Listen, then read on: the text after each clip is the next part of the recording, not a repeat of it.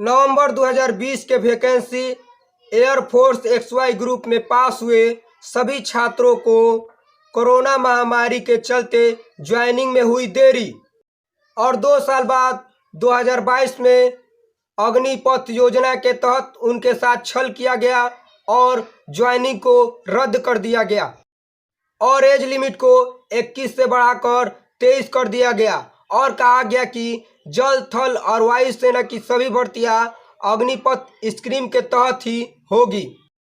अग्निपथ योजना के तहत सभी को 4 साल की ही नौकरी दी जाएगी।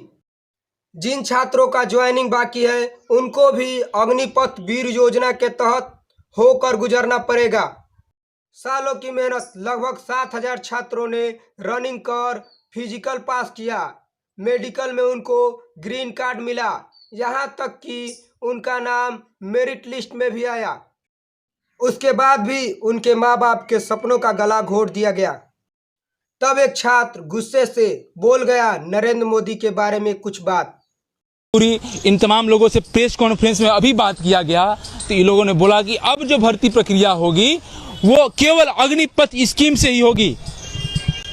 एक प्रेस कॉन्फ्रेंस में एक पत्रकार बंधु ने पूछा कि सर क्या बताइए आपकी जो भर्ती प्रक्रिया में बस ज्वाइनिंग लेटर बाकी था उन लोगों तो आप ले लिए होते, आगे की प्रक्रिया तो भविष्य की है उस पर आप विचार करते, उसको आप लोग सुनिश्चित करते। लेकिन BR चौधरी ने कहा कि मेडिकल रिपोर्ट बहुत दिन हो गया मेडिकल किए हुए, तो हो सकता है इसलिए हम उनकी प्रक्रिया जो है शुरू से अग्निपथ से करेंगे। सर आप हमारी मेडिकल फिर से ले लेते, हम तैयार हैं। हमारे 7000 जो वायु सैनिक हैं, हमारे जितने भी वायुसेना के लोग जो ज्वाइनिंग के तैयार कर रहे हैं, हम सब डंके की चोट पे कह रहे हैं कि रक्षा मंत्री जी, वायुसेना के चीफ जी, आप हमारा मेडिकल कर लो, हमें कोई अफसोस नहीं है। आप बाहर का भी रास्ता दिखाओगे तो हम बाहर जाने के लिए तैयार हैं। लेकिन आपने क्या किया, आपकी तो नीति बस ये है कि किसी तरह अगर ये लोग का मेडिकल ले लेंगे तो ये लोग को परमानेंट करना पड़ जाएगा। इसलिए आपने क्या किया कि अग्निपथ स्कीम से करेंगे तो उसमें बहुत सारे लड़के आउट चले जाएंगे और जिसको रखना भी होगा तो उसको बस अग्निपथ स्कीम से 4 साल रखना पड़ेगा। और कल का न्यूज देख लो सर आप, कल के न्यूज में मोदी जी की माता जी का बर्थडे था। मैं सम्मान के साथ कहता हूं कि मोदी जी ने कहा कि मां एक शब्द नहीं है, लेकिन सर कल मेरी मां ने रोया है, कल मेरी मां ने फूट के कहा है कि बेटा तुम्हारे लिए तो मेरे अंदर बहुत सपना था कि तुम नौकरी पा जाओगे तो गरीबी दूर हो जाएगा। मैं मोदी से पूछना चाहता हूं, मोदी जी आपकी मां एक मां नहीं है, हमारी भी मां है। उन 7000 माताओं का क्या जिनकी आंखों में आंसू था, उनके शब्दों में दर्द था, उनकी बातें सर दबी हुई थी। सर हमारी माता के बारे में ध्यान दे दो, हमारे इस आंसू को तुम खून के आंसू की तरह समझो, क्योंकि ये आंसू ही सिर्फ नहीं है। और सर ये जो हमारा हाथ था वो हाथ तिरंगे झंडे को सैल्यूट करने के लिए पैदा हुए थे, मां भारती के लिए पैदा हुए थे कि हम जब जाएंगे सेना में तो एक सम्मान की जिंदगी जिएंगे। लेकिन किस प्रकार से आज ये कहा गया है कि 4 साल भर्ती के बाद आपको कॉर्पोरेट सेक्टर में लोन दिया जाएगा। हमको तुम लोन दोगे? हम पैसा के लिए आए थे यहाँ। और खास बात बता दूं सर कि जब एक एयरफोर्स, एक सिपाही आर्मी और किसी मिलिट्री के सैनिक की भर्ती होती है तो उसकी सैलरी 40,000 प्रत्येक महीना होती है। उसमें उसको मेडिकल फैसिलिटी हर एक दिया जाता है अलग से।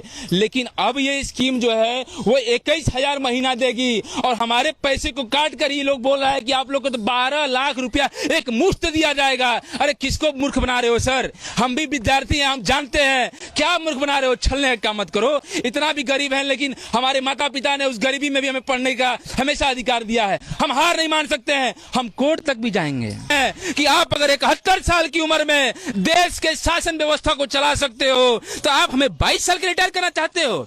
अरे हमारे शरीर में अभी भी वो युवा जोश है, वो लहर है और ये बिहार की धरती है। और मैं संपूर्ण भारत के लोगों से कहना चाहता हूं कि बिहार और पूरे भारत के हिंदू मुसलमान मेरे भाइयों एक बात कहना चाहता हूं कि आज देश की सेना पे जो चोट किया गया है, आज आप लोग, मैं विनम्र निवेदन करता हूं कि आज आप लोग साथ हो जाइए। अगर आज साथ आप लोग नहीं हुए तो आप लोग की आने वाली नस्लें पूछेंगी कि पिताजी जब देश की सेनाओं को प्राइवेट किया जा रहा था, जब देश के नौजवानों के साथ छला जा रहा था, तो आप लोग खड़े क्यों नहीं हुए?